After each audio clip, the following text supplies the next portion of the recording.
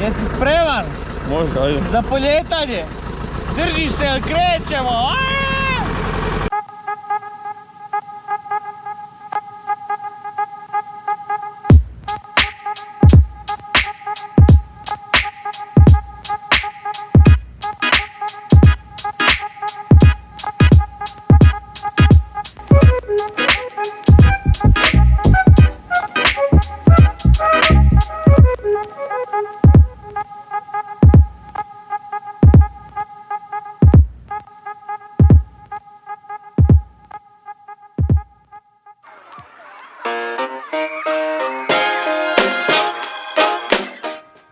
Pozdrav ekipa, ja sam Renato Kuzmić i najzgodniji sam OPG-ovac. Proizvodim aroniju i jostu, hashtag volim biti zdrav, volim bobice i u sljedećih 20 minuta ćete vidjeti moju priču kako i šta sam ja ovo pokrenio.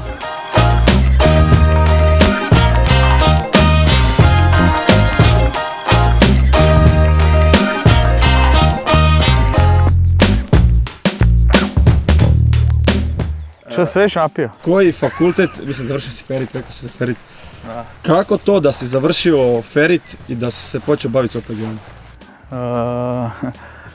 Sasvim slučajno, ne sasvim slučajno da sam završio Ferit, nego sasvim slučajno sam se počeo baviti OPG-om.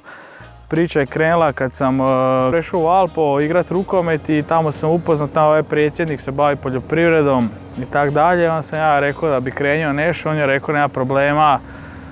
Pa su mi onda oni dolazili i on i još jedan prijatelj koji je igrao sa mnom u rukometu Petrijevcima, a iz Valpova i Šaga.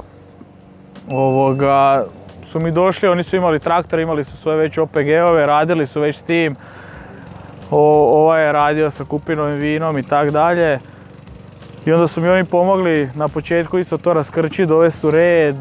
Kad je trebalo obraditi njivu, pripremiti za sadnju, su mi došli u tom pomoći, jer da nisam imao to, jebi ga, ne znam kak bi to uspio sve i na koji način bi to jebi ga izrealizirao. Ovako su mi stvarno puno pomogli u tim početcima, dok to nije bilo što zašto ne bi ja isto svoje nešto napravio. Da imamo za neku ekipicu, neko druženje, cuganje, zajebancija, pečenje praseta, roštilj, ovo ono. I onda sam počeo gledati tu neke placeve za vikendicu i tako to, jer su me vodili, to je blizu Drava, pa ima kupalište i tak dalje. I onda sam počeo tu negdje snajpa di bi šta bi mogao. I prvo sam gledao neke male placeve za samo vikendicu i onda sam slučajno letio na ovaj veći plac. I ajde, zašto ne bi ja nešto krenio, posadio nešto s nečim se bavio još dodatno uz posao. I tako je krenula priča, uzeo ovaj plac. I onda sam posadio prvo bijeli luk koji mi je prve godine propao, ložio pun klinac novaca, sve što sam imao i lagano zaronjava. Došle one kiše, poplave u Gunji i tak dalje, nisu samo oni osjetili to, osjetio sam i ja ovdje, jer nisam bio pripremljen kao neiskusan OPG-ovac i kao neiskusan u poljoprivredi koji nisam apsolutno imao pojma o ničemu, kak i šta, sam krenio mislio da je to sve jednostavno, posadi, raste samo od sebe, ubereš plodove i to je to. Tješio sam sa svojim bijelim lukom. Inače imao u poljoprivredi zelena gnojidba, pa sam se tješio, ja sam posadio za 40.000 kuna zelenu gnojidbu, pa će to dobro onda kasnije rast aronija, dobre sam i temelje dao. Šta misliš, zašto misliš da aronija i josta imaju velik potencijal? Pa mislim zato što kao prvo danas jako puno ima ljudi koji su tlakaši, koji su imaju dijabetes, koji imaju problema općenito sa pretilosti, a to su dobre i zdrave stvari koje ti pomažu u tome, samo što mi smo dosad... Znaš šta sam te htio pitat? Samo da ti ne posudim pare, jebi ga, pita šta hoćeš. Zašto završio si Ferit, ja imam reći, svi tvoji s godine s fakulteta su se orijentirali nekako programiranje poslova i ti u Osijeku ima. Zašto si ti prešao na OPG? Mislim, vjerujem da, jel te to ispunjava ili novčano ili koji je nekakav primarni razlog zašto si prešao na to? Pa novčano nije sigurno jer onda bi programirao. Razlog je taj što, ne znam, volim kako se zove društvo, volim druženje, volim, ne znam, biti u movingu. Ne vidim se da ću sjediti, ne znam, za kompom 12 sati i lupat neke programe i tak dalje, ali mislim prerano mi moramo odlučiti šta bi mi htjeli biti u životu i šta mi volimo, šta ne volimo i tak dalje. I da me neko pitao prije 10 godina, 15, i odnosno da mi neko rekao da ću ja biti neki poljoprivrednik, da ću ja sad tu kositi, traktor voziti ili ne znam šta, poslao bi ga u kurac i rekao bi ti nisi normalan, ti si prolupao i tak dalje. Naravno težak je početak i problem je u početku doći do toga i svi bi mi htjeli nešto na brzinu, u noći, preko noći se obogatiti, ali to ne ide, ali vjerujem da će doći vrijeme kad ću ja imati svojih 5 minuta i pokazati svoj pun potencijal. Ali sad sam to sve više zavolio i to mi se sad sviđa, ne znam, u movingu sam stalno, sam sam svoj gazda, ne znam.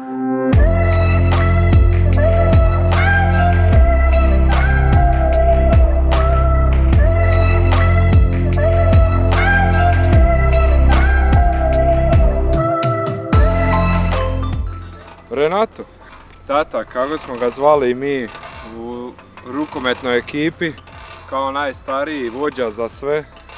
Prvo vođa na terenu, a onda i vođa van terena, da zadužen je uvijek bio za partije. Pa idemo za sad dobro, ja vjerujem da će on i uspjet.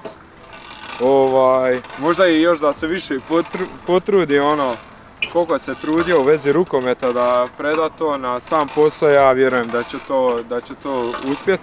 Renato je bio vaš igrač, suigrač i trener, je li tako? Pa tako je. Prvo je bio vođa. Vođa u nekim stvarima, možda i neki idol, ali bio je i prijatelj. Jer uvijek kad je nekom trebalo pomoći, nešto popričati, bio je tu. OPG Kuzmić! OPG Kuzmić! OPG Kuzmić!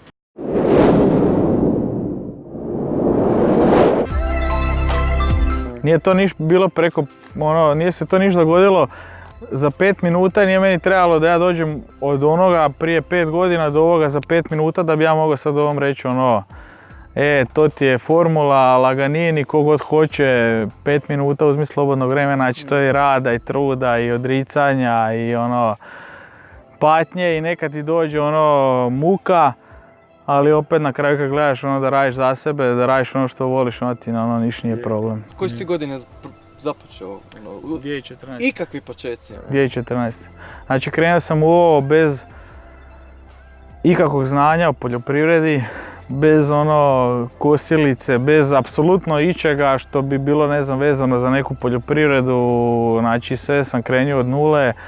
Uzeo plac, uzmi kosilicu, uzmi trimer, idemo to čistiti, kako se posao proširio, odnosno kako su se neke stvari događale normalnim tijekom što bi ti trebale, tako sam onda to kupovao, širio se, treba mi ovo, treba mi ono da bi si olakšao rad. Ali bez ikakvog znanja, bez ičega sam krenio u to sve i nisam imao nekog straha. U poljoprivredi ti je sistem da ljudi misle jebi ga, svaka godina ti je rodna, svaka ti je kurac jebi ga. Dođeš ti godina kad ti sjebe sve i onda ako si u kreditima odeš u bananu jer svi većinom kreću ruki, idemo sve odmah i sada. I onda ti se dogodi nakon 2-3 godine, naprimjer da sam ja otišao u početak u taj neki kredit, prve godine plafon mogu bi odmah to sve da banci ili ne znam kome jebi ga. Ali naučio sam odmah na vrijeme da je poljoprivreda taka, jebiga šta ti Bog da, šta ti vrijeme da, 1 godina će ti biti super, 2 neće, 5 će ti biti dobro, jebiga i na to se moraš odmah pomiriti s tim i biti sretan i svjestan toga da će ti to tako biti i nema tu neke ljutnje, nema tu neke nervoze, živčanosti i tak dalje. Neko mi kaže joj sad pada kiša, joj sad je sušno, jebi ga, tako je kako je. Biće sutra bolje, jebi ga, treba sam gledat pozitivno. Ovo smo pitali, ja mislim, sve mlade poduzetnike. Što su ti roditelji i cura rekli na to, ideš radit OPG, bit na traktoru, kosit, sadit, umjesto sjedit u uredu, u odjelcu, Da li je bilo nekakve podrške ili je bilo i dalje nagovaranja, pa daj, još razmisli još malo zašto si završio fakultet i takvih sličnih pitanja? Nisu bili zadovoljni, ne znam, starci su cijelo vrijeme gdje je faks, gdje pa njiva traži radnika, ne traži slugu, tu trebaš radit, to je puno, to je ogromno. Cura isto nije bila zadovoljna s tim, di ćeš, kak ćeš, šta to, gdje idemo bolje putovati, idemo ovak, idemo onak.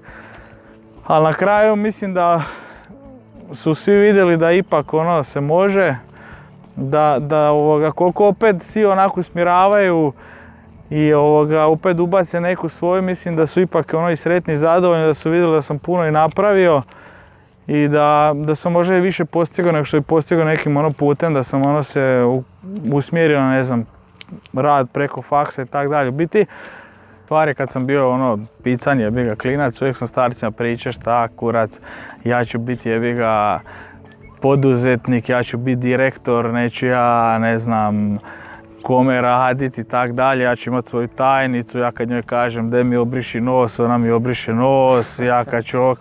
Znaš, uvijek je to bila zajebancija, ali ja sam čvrsto vjerovao u to da će se to jednog dana dogoditi, jebi ga. I ja sam postao sad direktor, jebi ga, svog OPG-a i tak dalje. Mislim, šal na stranu, nisu bili naravno niko nije bio baš previše zadovoljan sa tom mojom pričom i mojom vizijom, bilo je pa šta, di ćeš tamo, završio si, odnosno upisao si dobar faks, jebi ga, ganjaj to, idi na fakultet, studiraj, dobar posao, možeš, prilike, vamo tamo i tak dalje. A ja ne znam, nisam mislim, ne može neko meni, kako se zove, moje puteve i ne znam, nešto što ja volim i želim, ne može ti to neko mijenjati. Ako ti to neko mijenja, odnosno ako neko ima svoje želje, a to preko tebe te želje ispunjava zato što on nekad nije ispunio, onda to nema svrsi, ali ja bi mogao možda raditi, ne znam, 5 godina u tome smislu da bi radio, ne znam, preko faksa ili ne znam šta i onda bi došao da više ne mogu, poslao bi sve u kurac, rekao bi idem sada, a ovako sam bar na vrijeme krenio iz početka raditi, tako da onda kad ih pošaljem u kurac, valjda ću već biti nešto onda jebi ga i neki direktor.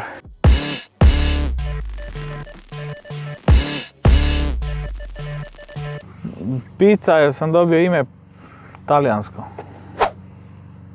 Bijelo vino, jer se najmanje piše od njega. Rukomet, zato što ga igraju jedino pravi jebači i pravi frajeri. Dajc, ovaj traktor. Dajc D30. A čekaj, ne još nešto. Josta. Bio sam broj 6, a htio sam broj 9, pa jedno i drugo čine broj 69, pa svako pametan će znat zašto. Moj moto je budi mlad, popi piće i pozdravi mladiće.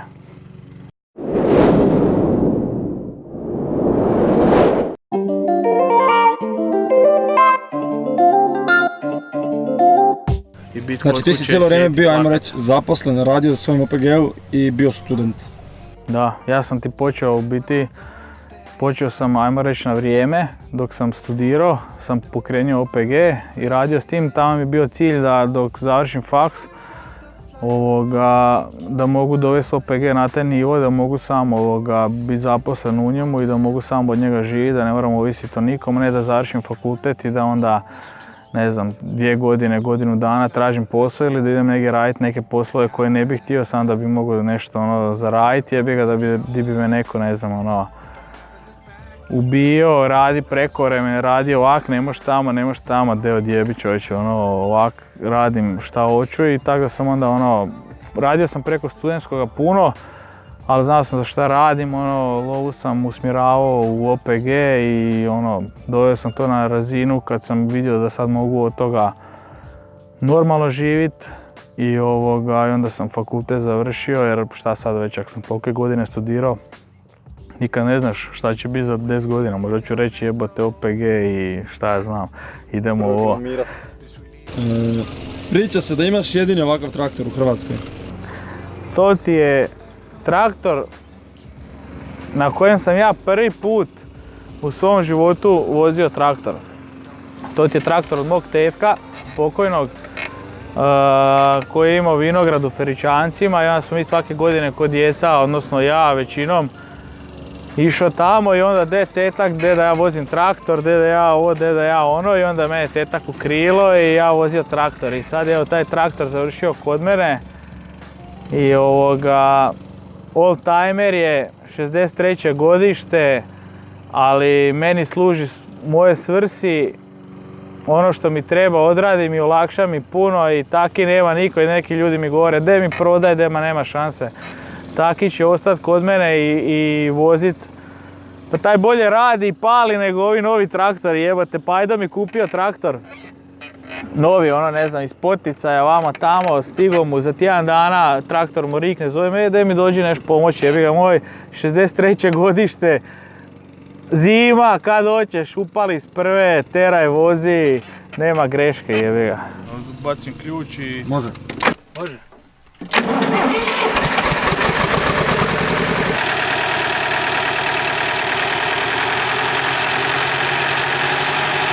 Dobro je. A djevojke se lože? Pa naravno, pa vidi, gledaj, prvo moram staviti naočale da mi od brzine ne idu mušice i vjetar u oči i u kosu. Jebe ga kad vide takvog malog, kad im zatrobim pa to padaju po kanalima tu po selu je. A di ćeš ti vidi ove ljepote jebate, zelenko.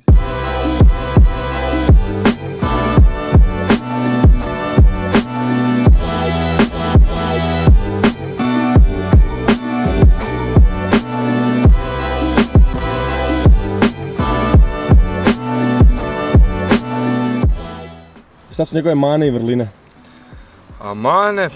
A mane mislim da je što je previše želi ljudima pomoći. To me možda najveća mana što svima da šansu i ako ga zavalja, znaš uvijek je tip koji će uvijek pomoći. A opet to ja smatram i vrlinom, samo što treba uvijek naći granicu između toga. A vrlina ima jako puno, svi ga smatraju neozbiljnim, znaš, faks je odužio toliko dugo, ali opet kad ti gledaš koliko on napravio u tim godinama, rijetko ko od nas je stekao, na primjer to što je on stekao, jel? OPG Kuzmić! OPG Kuzmić! Ajmo sad svi! OPG Kuzmić!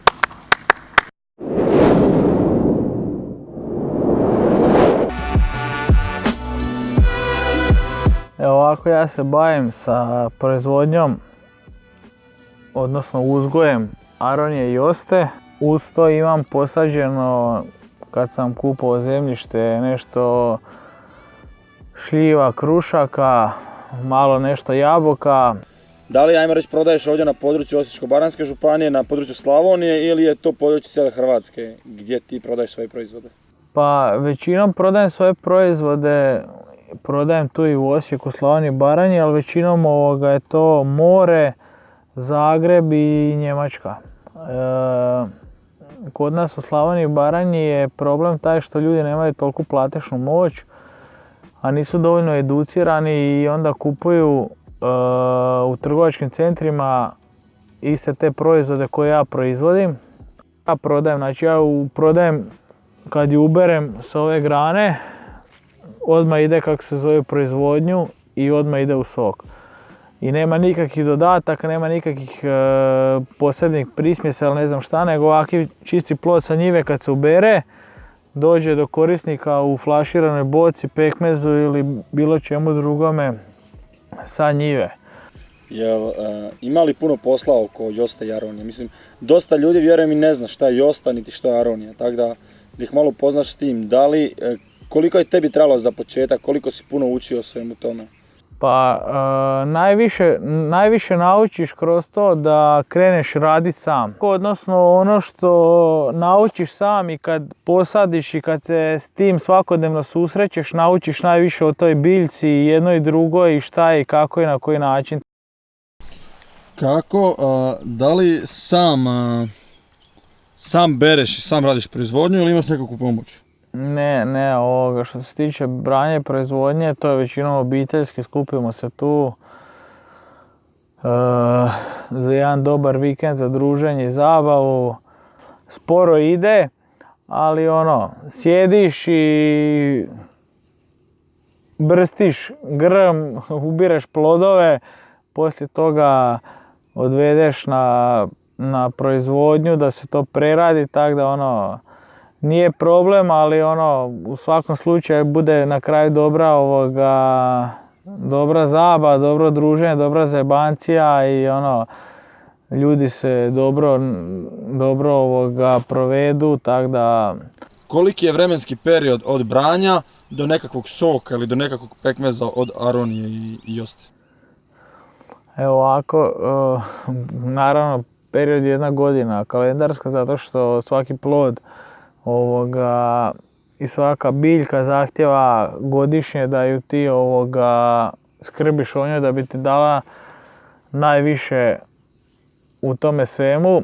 Branje i onda dolazi sam proces proizvodnje gdje je to najmanja stavka, znači doveze se sirovina gdje se to preradi u 1, 2 ili dana.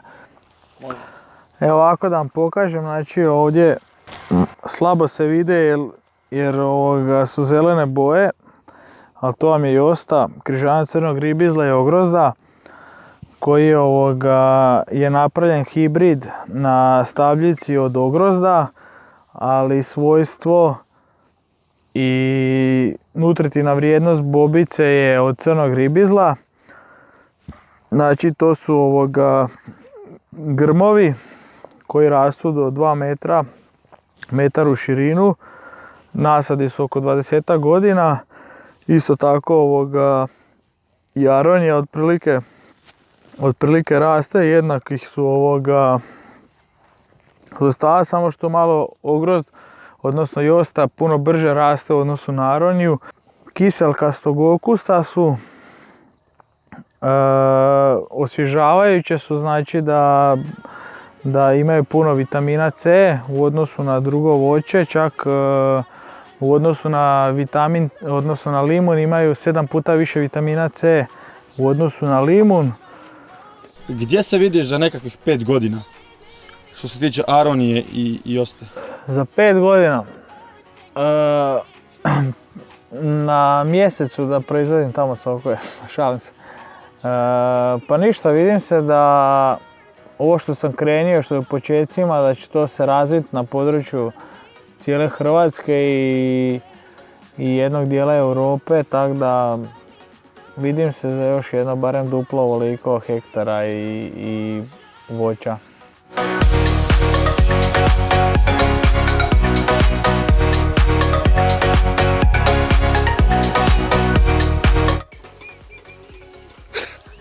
A ja si sjebo Kuzma.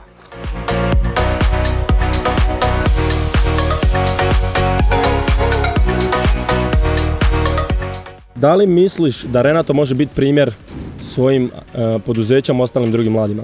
Pa ja i mislim da on je jedan od ovih pozitivaca, zato je u vašoj emisiji. Samim tim što je on takav pozitivan, cijeli je pozitivan, na situacije gleda pozitivno, s osmijehom, rješava probleme na taj način. Ja vjerujem da njega i uvate crne minute, neke di zamrači na sve, ali jako je velik pozitivac. Trebaš izaći iz te neke svoje komfort zone da bi uspio, da bi nešto napravio. OPG Kuzmić! OPG Kuzmić!